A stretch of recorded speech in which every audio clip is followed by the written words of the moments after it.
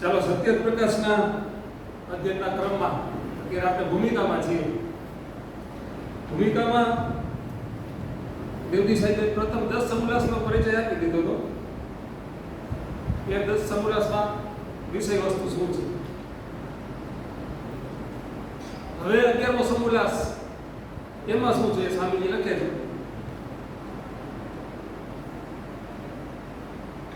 હવે આર્યવર્તીઓના વિષયમાં વિશેષ કરીને 11મા સમુલાસ સુધી લખ્યું છે. પેલા 10 સમુલાસ વિધેયાત્મક છે, એટલે કે કઈક મંડન કરવાવાળા છે. આપણે ખબર છે કે સત્ય પ્રકાશના બે સ્પષ્ટ ભાગ પડે છે. એક મંડનાત્મક અને બીજો ભાગ છે ખંડનાત્મક છે. એમાં પ્રથમ 10 સમુલાસ એ મંડનાત્મક છે. એમાં સ્વામીજી એક વાત એવી છોડી નથી કે જે માણસના જીવનને સ્પર્શતી ના હોય. એમાં પરમેશ્વરથી લઈ અને સામાન્ય મનુષ્ય સુધીના પરમેશ્વરના ગુણ કર્મ સ્વભાવ શું છે, આત્મા પરમાત્મા અને સૃષ્ટિ અને જીવાત્મા શું છે, વેદ વિશે આખા અધ્યાય છે અંદર. પછી મનુષ્યના જીવનના જે 4 ભાગ પડે છે, જેને આપણે આશ્રમ કહીએ છીએ, અને મનુષ્ય સમાજના જે 4 ભાગ પડે છે, જેને આપણે વર્ણાશ્રમ કહીએ છીએ, વર્ણ વ્યવસ્થા કહીએ છીએ. એ દરેક વર્ણોના લાક્ષણિકતાઓ શું છે, દરેક વર્ણની કર્તવ્યો શું છે, તે કઈ રીતે નક્કી થાય છે, આ બધું જ પ્રથમ 10 સમુલાસની અંદર છે. આ સિવાય મનુષ્યના જીવનના જન્મથી લઈને મૃત્યુ સુધીના કોઈ એવો પડાવ નથી મનુષ્ય જીવનનો કે જેના વિશે સ્વામીજી લખ્યું નહીં. માનો કે જન્મ છે તો જન્મ પછી તરત જ આમ તો જન્મ પહેલા જ એના કેવા સંસ્કાર હોય છે, અને મૃત્યુ પછી કેવો સંસ્કાર હોય છે, સંસ્કારો પણ આવરી લીધા. પછી શિક્ષા, કેવી શિક્ષા પ્રાપ્ત કરવી જોઈએ, શિક્ષાનો અભ્યાસક્રમ કેવો હોવો જોઈએ, કોની પાસે ભણવું જોઈએ, ગામથી કેટલે દૂર ભણવું જોઈએ પણ કીધું છે સ્વામીજી. એવું નથી કે ગામની અંદર નિશાળ હોવી જોઈએ, ગામથી કેટલે દૂર પાઠશાળા હોવી જોઈએ. પાઠશાળામાં ભણાવતા આચાર્યો એટલે કે શિક્ષકો કેવા હોવા જોઈએ, પાઠશાળામાં કેવા બાળકને મોકલી શકાય, પાઠશાળામાં સજાની વ્યવસ્થા શું હોવી જોઈએ.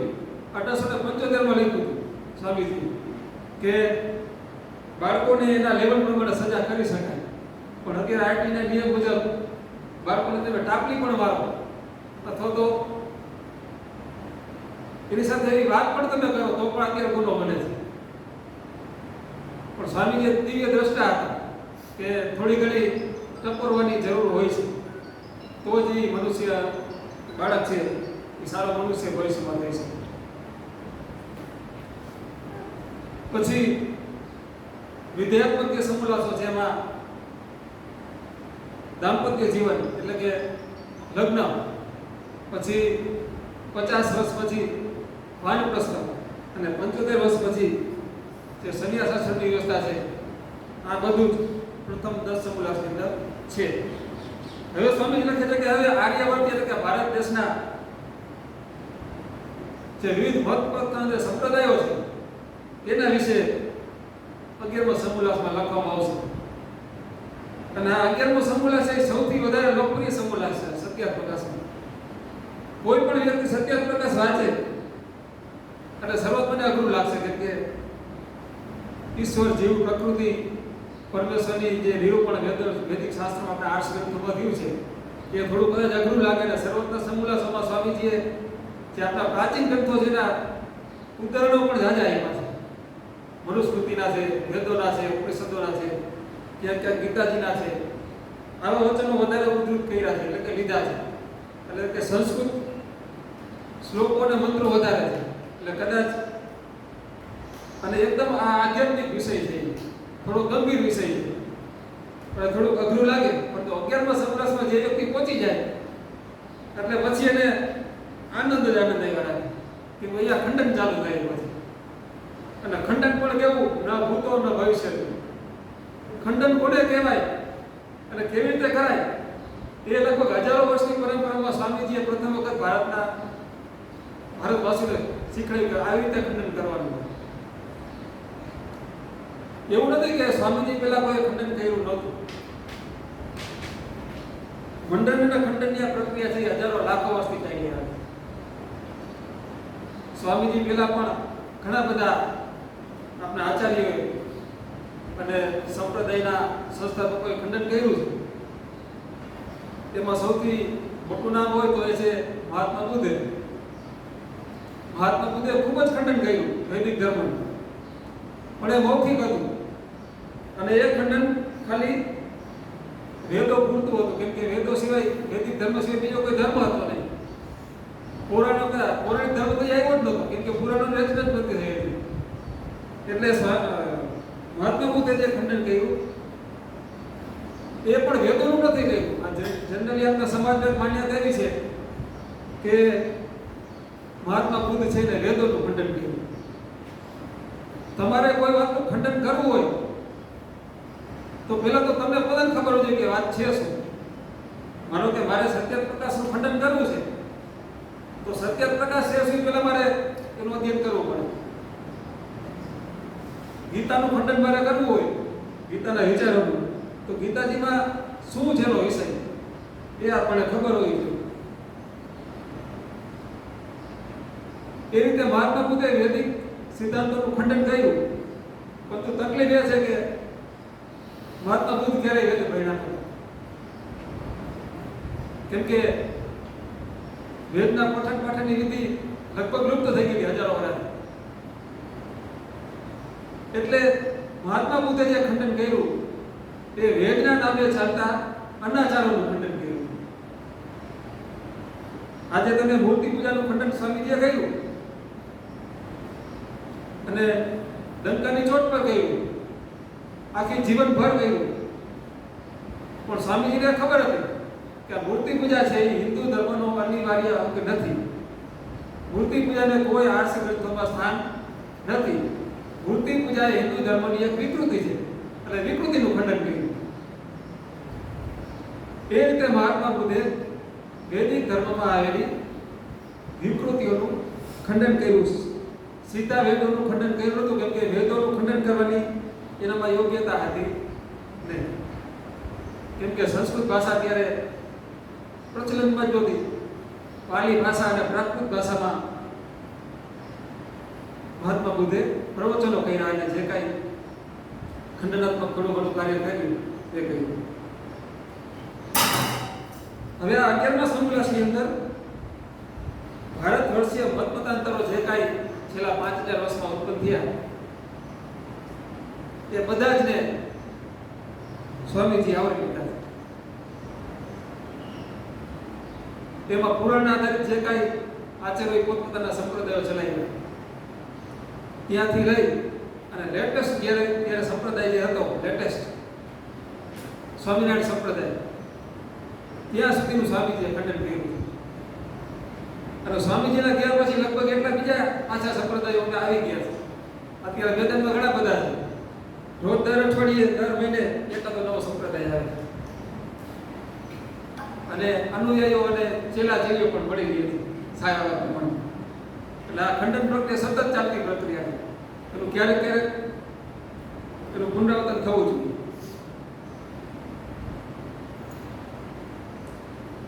હવે સ્વામીજી 11મા સંવલાસમાં ભારત વર્ષીય મતમતાંતરોનું ખંડન કરે છે અને 12મા સંવલાસમાં બીજા 3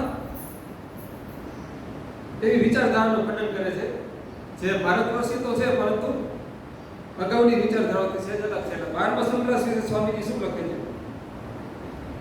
જોકે 12મા સંવલાસમાં દર્શાવેલો 4 વાકનો મત વર્તમાનમાં ક્ષીણાસ્ત સરખો છે.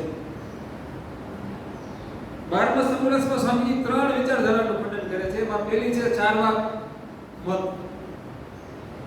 4 વાક નામે આચાર્ય થઈ ગયા જે નાસ્તિક હતા, છતાં પણ હિન્દુ સમાજે એને આચાર્યની પદવી આપી છે. એમ કહેતા કે ઈશ્વર, જીવ આ કઈ છે જ નહીં, કર્મ ફળ આ બધું તું છે. મનુષ્ય આ એક જ જન્મ મળે છે. આ જન્મમાં જે કઈ મોક્ષો કરવા હોય એ એ કરી લેવાય. તમારા કર્મફળની કોઈ હિસાબ રાખતું નથી, કર્મફળ મળવાનું પણ નથી અને કર્મફળ આપવાનો કોઈ ઈશ્વર પણ નથી. એને કંઈક એવું વચન પણ આપ્યું છે કે આ જન્મ જ એક જ છે ખાલી, તો અહીંયા મોત્સવ કરી લ્યો. અને મોત્સવ કરવાની દેવાનો હતો લોન અને ઉછીના પૈસા લઈને મોત્સવ કરો. ઋણમ કૃત્વા કૃતમ પીવે. અત્યારે હું કેમ કે ઋણમ કૃત્વા દારૂ પી ગયા, અત્યારે એમ કહી કદાચ કેમ કે ત્યારે ઘી પીવું સમાજમાં પ્રતિષ્ઠાનું એક પ્રતીક હતું કે ઉછીના પૈસા લઈને લોન લઈને પણ ઘી એટલે કે મોત્સવ કરો, મજા કરો. ઈશ્વર જેવી કોઈ ચીજ છે નહીં. એટલે આ નાસ્તિક મત હતો. બીજો અનિશ્વરવાદી મત હતો જૈન મત. આપણા હિન્દુ સમાજમાં સામાન્ય રીતે બીજ એટલે કે ખોટી અવધારણા છે કે બધા મત સંપ્રદાયો છે સરખા હોય છે, અલગ અલગ રસ્તા છે એક ગંતવ્ય સ્થાને પહોંચવાના, પરંતુ ખરેખર એવું હોતું નથી. લગભગ ઘણા બધાને ખબર નહીં હોય કે બૌદ્ધ અને જૈન ધર્મ છે એ અનિશ્વરવાદી છે. ઈશ્વર નામના તત્વને એ માનતા નથી. કોઈ કર્મફળ આપે છે, આ સૃષ્ટિની રચના કરે છે, એનું પાલન કરે છે અને સમય આવે ત્યારે એનો વિનાશ કરે, એવું કોઈ તત્વ છે નહીં. આ બે વિચારધારાઓમાં અને ચાર વાતમાં ત્રણેય. અને ત્રીજો મત છે બૌદ્ધ મત, જે આજથી લગભગ 2500 વર્ષ પહેલા ઉત્તર ભારતની અંદર મહાત્મા બુદ્ધે ચોકેની સ્થાપના નહોતી કરી. જનરલી મત પંથ અને સંપ્રદાયોની સ્થાપના તેના અનુયાયીઓ કરતા હોય છે. પરંતુ બુદ્ધના જે પ્રવચનો હતા, એના જે વિચારો હતા, એના આધારે બુદ્ધના ગયા પછી લગભગ 100-200 વર્ષે, લગભગ 300 વર્ષે એના અનુયાયીઓએ એક બૌદ્ધ મત ચલાવ્યો. બુદ્ધ ભગવાન જેનો જન્મ ભારત અને નેપાળની અત્યારે જે ભારત અને નેપાળ બે દેશ એની બોર્ડર ઉપર થયો. એ એક રાજકુમાર હતા. ડિટેલમાં આપણે નહીં ગઈ, પણ થોડી રૂપરેખા કીધું. પણ બાળપણથી યુવાનીના જ્યારે કિશોર અવસ્થામાં આવ્યા ત્યારથી જ એનામાં એક વૈરાગ્યની એક ભાવના એનામાં જાગૃત થઈ ગઈ. પણ રાજકુમાર હોવાથી એના માતા પિતાને ડર હતો કે જો આપણો કુમાર છે એ વૈરાગ્ય તરફ વળશે તો આપણા રાજ્યનું સંચાલન કોણ કરશે? અને પોતે ક્ષત્રિય કુળમાં જન્મ્યા, એટલે ક્ષત્રિય તો રાજ્ય જ કરવાનું હોય, એને આવા વૈરાગ્યની કોઈ જરૂર હોતી નથી. એટલે એવું કહેવામાં આવે છે કે એના માતા પિતાએ યુવાન બુદ્ધને, શું નામ હતું છે? ગૌતમ નામ. ગૌતમ તો એનું બીજું નામ હતું. ગૌતમી એને પાડ્યો સિદ્ધાર્થ. એના માસી એનું પાલન પોષણ કર્યું તો ગૌતમી નામની માસી, એટલે એને ગૌતમ નામ આપવામાં આવ્યું. નામનું હતું સિદ્ધાર્થ.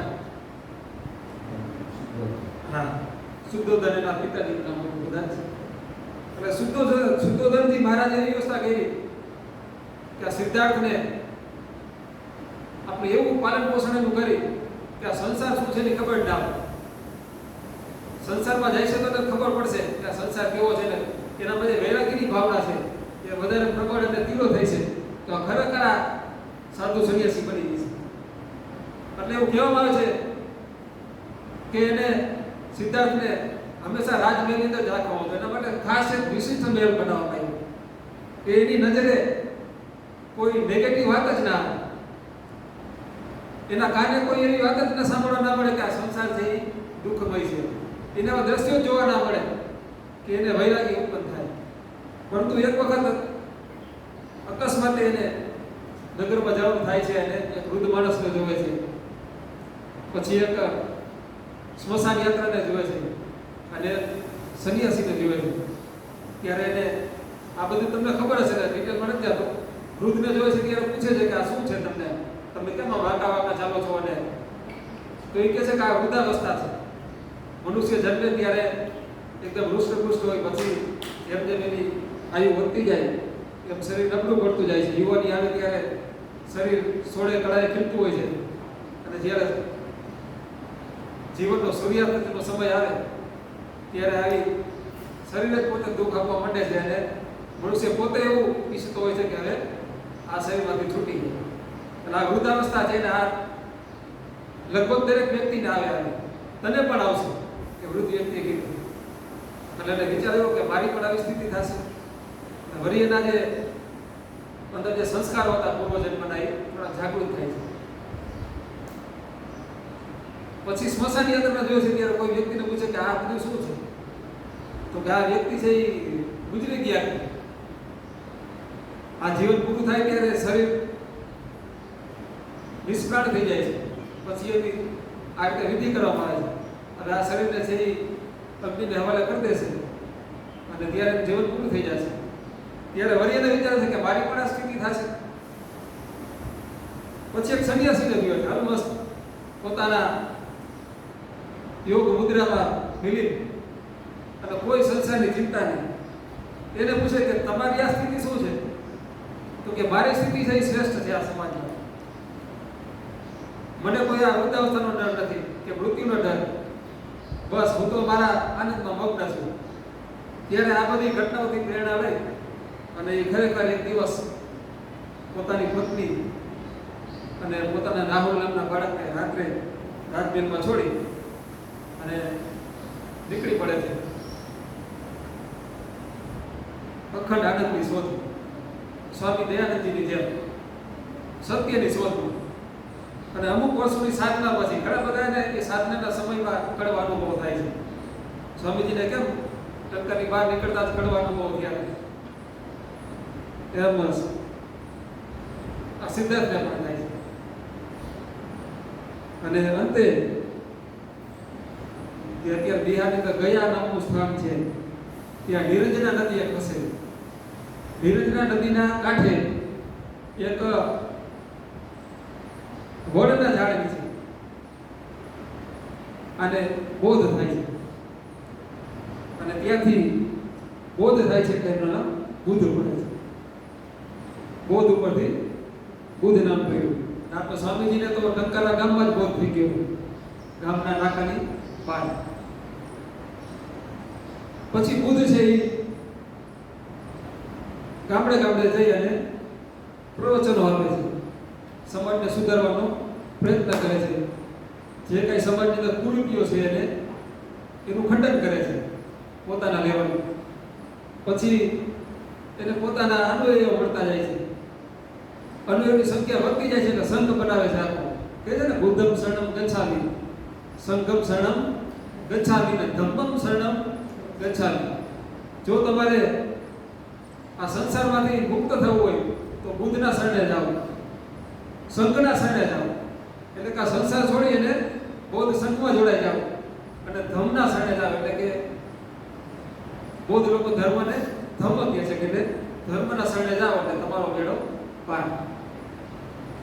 બુદ્ધના અવસાન પછી લગભગ 200-300 વર્ષ એના જે અનુયાયીઓ હતા એનો સંઘ છે એ મોટો થતો જાય છે. સંઘની અલગ અલગ શાખાઓ ખુલતી જાય છે, મહિલાઓનો સંઘ અલગથી થતો જાય છે. પણ એની પાસે કોઈ સ્ટ્રક્ચર હતું નહીં, કોઈ એવો આધાર નહોતો કે જેના આધારે બૌદ્ધિક રીતે આ સંઘને છે આગળ વધારી શકાય.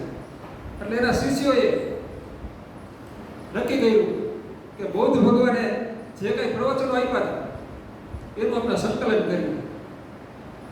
હવે ત્યારે ટેપ રેકોર્ડર તો હતા ને કે બૌદ્ધ ભગવાન 200-250 વર્ષ પહેલા શું બોલ્યા હતા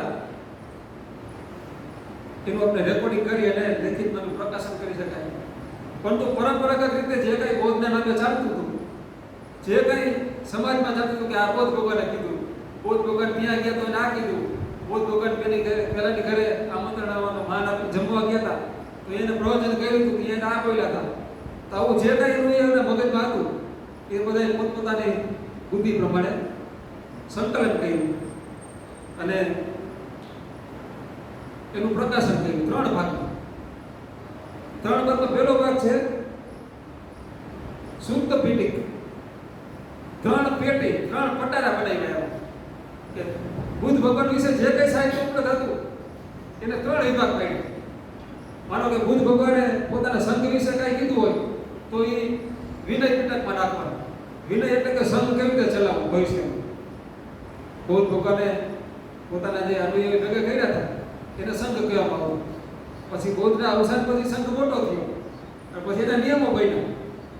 એ નિયમો ને લગતું જે કંઈ સંઘે બૌદ્ધ ભગવાને કીધું હોય બુદ્ધે એ વિનય પીટકમાં નાખ્યું. આ વિનય. પછી સૂત્ર પીટક. બૌદ્ધે પોતે પોતાના વિશે અને પોતાના પ્રવચનોમાં શું કીધું અથવા તો બૌદ્ધ વિશે બીજા લોકોએ શું કહેતા હતા, બૌદ્ધનો જન્મ કેવી રીતે થયો, કેવા કેવા ચમત્કારો થયા હતા બૌદ્ધના જન્મ સમયે, અને બૌદ્ધના અવસાન પછી બૌદ્ધ અત્યારે ક્યાં છે, અવસાન બૌદ્ધ ભગવાનના જન્મ પહેલા બુદ્ધ ક્યાં હતા, આ બધું જે કંઈ સમાજની અંદર પ્રચલિત હતું એને સૂત્ર પીટકમાં નાખ્યું. અને બૌદ્ધ ભગવાને ધર્મ વિશે શું કીધું, ધર્મ વિશેના શું વિચારો હતા, આ બધા જે વિચારો સંકલન થયું એને ધર્મ પીટકમાં નાખ્યું. એટલે આપણે જાણતા હોઈએ છીએ કે બૌદ્ધ ધર્મનો જે ધર્મગ્રંથ છે ને ત્રિપીટક કહેવામાં આવે છે. આપણે કે વૈદિક ધર્મનો ધર્મગ્રંથ છે વેદ છે, ઇસ્લામ મતમાં કુરાન છે, ઈસાઈ મતમાં બાઇબલ છે, એ બૌદ્ધ ધર્મની અંદર એનો ધર્મગ્રંથ છે ત્રિપીટક છે. 3 પેટી છે, એક નથી. એમાં ધર્મ પીટક, સૂત્ર પીટક અને વિનય પીટક.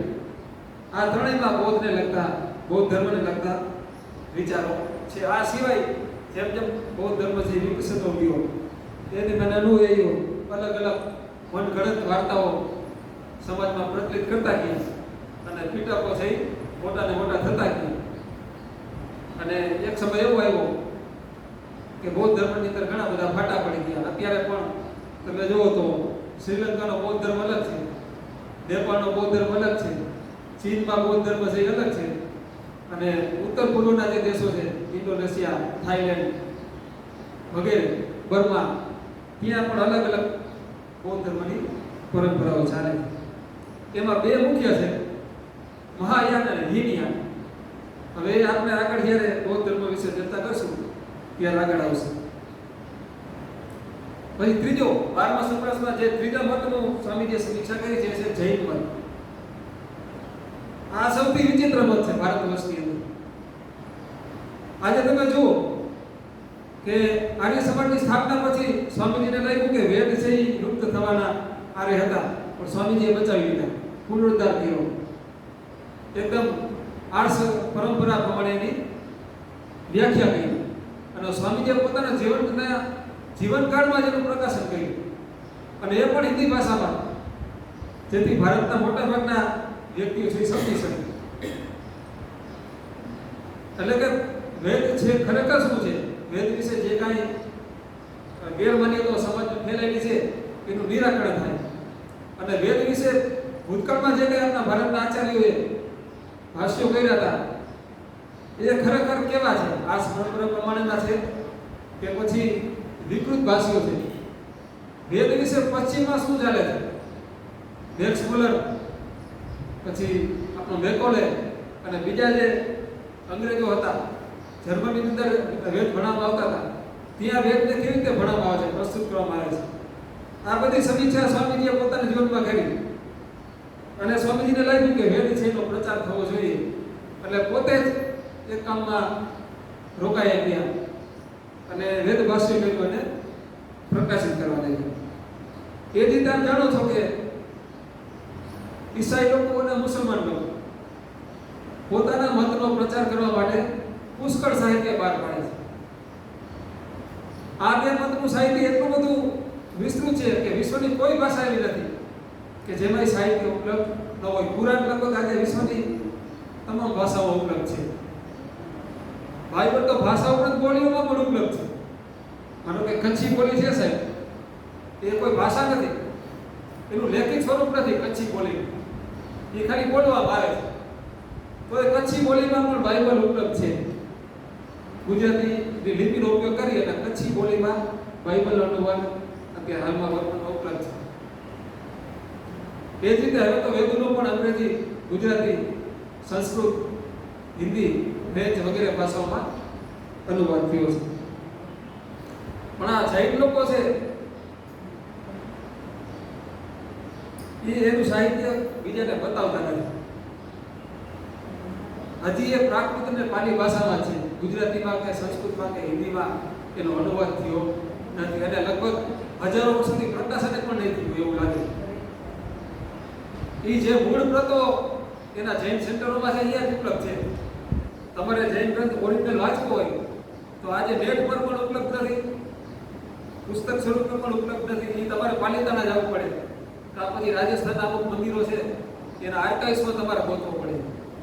એ પ્રકાશન કરતા નથી અને પ્રકાશન કરતા હોય તો ખાલી એના આચાર્યો અને જે સૂરીઓ છે એની પાસે લિમિટેડ સંખ્યામાં એવું લાગે છે. કેમ કે મોટા મોટા તમે જૈન તીર્થોમાં જાઓ તો પણ તમને ત્યાંના ધર્મના ગ્રંથો તમને જોવા ન મળે. તો આ શા માટે પોતાના ગ્રંથોને છુપાવીને રાખે છે એ સ્વામીજીએ સ્પષ્ટ કર્યું છે સત્યાર્થ પ્રકાશમાં. સ્વામીજીએ લખ્યું છે કે એ ધર્મ ગ્રંથોની અંદર એવા કપોડા છે કે તમે કોઈ બાળકને નિહાળતા રહ્યો ને તો બાળકને પણ એમાં ઇન્ટરેસ્ટ ન પડે. એ એમ કે આ તો કપોડા છે. નહીં તો બાળકોને આવી વાર્તાઓ ગમે પણ નાનું બાળક પણ એમ કહીએ કે આવું હોય જ ના શકે. હવે એમાં એવું લખ્યું છે કે એના તીર્થંકરો 24 થયા એમાં પ્રથમ તીર્થંકર છે 25 કિલોમીટર લાંબા હતા. 25 કિલોમીટર લાંબા હતા. હું તો હજી 25 કિલોમીટર કહું છું. એ તો લાખોની સંખ્યામાં જાય છે. અને એ 5 અબજ વર્ષ જીવ્યા. હવે આટલા લાંબા અને આટલા વર્ષ જીવ્યા એટલે કર્યું શું એ તો કોઈ કહેતા નથી ભાઈ. પછી 23માં તીર્થંકર હોય એ પછી એનાથી સેજ નાના એવી રીતે 24માં સુધી આવે છે. અને એવી અણઘડત સૃષ્ટિ ક્રમ વિરોધની અને ભૂગોળ વિરોધની, માણસની બુદ્ધિ વિરોધની એવી વાતોમાં ભરેલી છે કે આજે એવું માનવામાં આવે છે કે જૈન સમાજ છે એ સૌથી બુદ્ધિશાળી સમાજ છે આખા વિશ્વમાં કદાચ કહી શકે. પણ એના શાસ્ત્રોમાં આવું લખેલું છે એટલે કદાચ પોતાના શાસ્ત્રોને જાહેર કરતા નહીં હોય એવું સ્વામીજીએ લખ્યું છે. અને પાછા જૈન શાસ્ત્રો છે એટલે આપણે ત્યાં વેદ 4 છે, ઉપનિષદ 11, દર્શનો 6 અને બાકી રામાયણ મહાભારત 8 ગ્રંથો, ઇતિહાસ ગ્રંથો એટલામાં લગભગ બધું વૈદિક સાહિત્ય આવી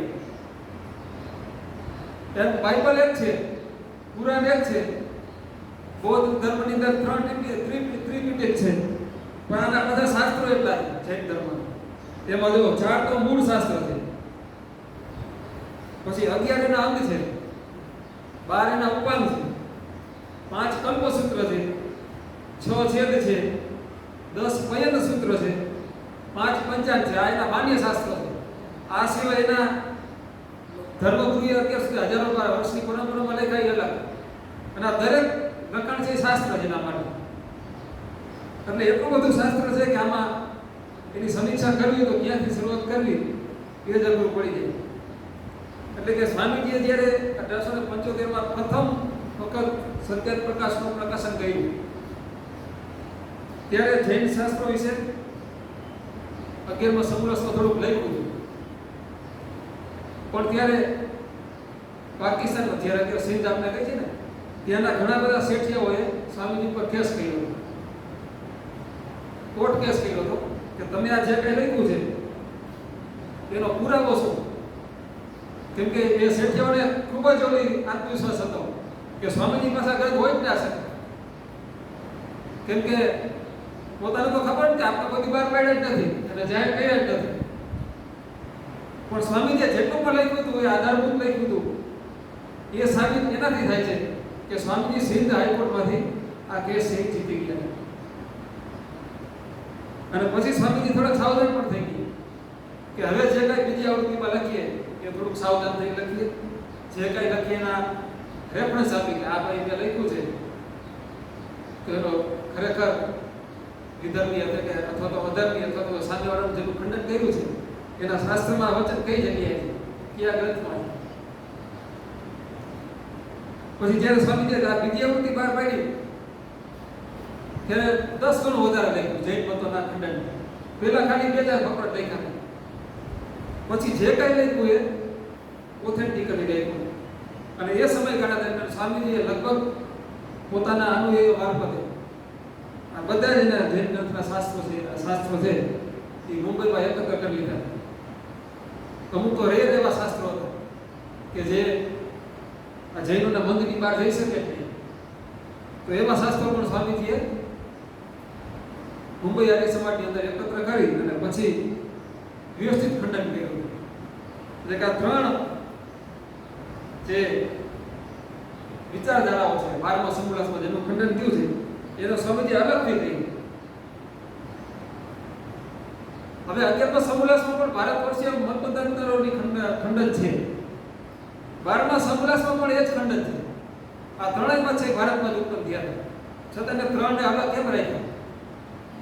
તો એનું એક કારણ એ છે કે 11મા સમુલાસમાં જે કંઈ સ્વામીજીએ ખંડન કર્યું એમાં ભાગવત ધર્મ હોય કે પછી સ્વામિનારાયણ સંપ્રદાય હોય કે પછી ઘણા બધા સંપ્રદાયોના મતપંથો છે, દાદુ છે, ભક્ત કવિઓ છે, એ બધા જ ભારતમાં જ ઉત્પન્ન થયા હતા. પણ એ બધા આસ્તિક હતા.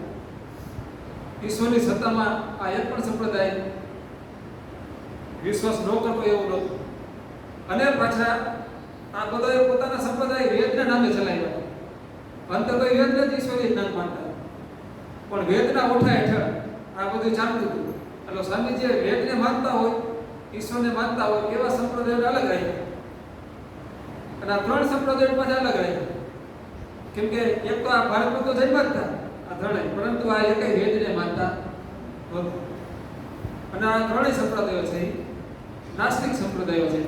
એટલે આ ત્રણેયની ટ્રીટમેન્ટ સ્વામીજીએ અલગથી કરેલી છે. બાકીના ભારત વર્ષીય મતમતાંતરો છે એનું ખંડન 11મા સમુલાસમાં છે.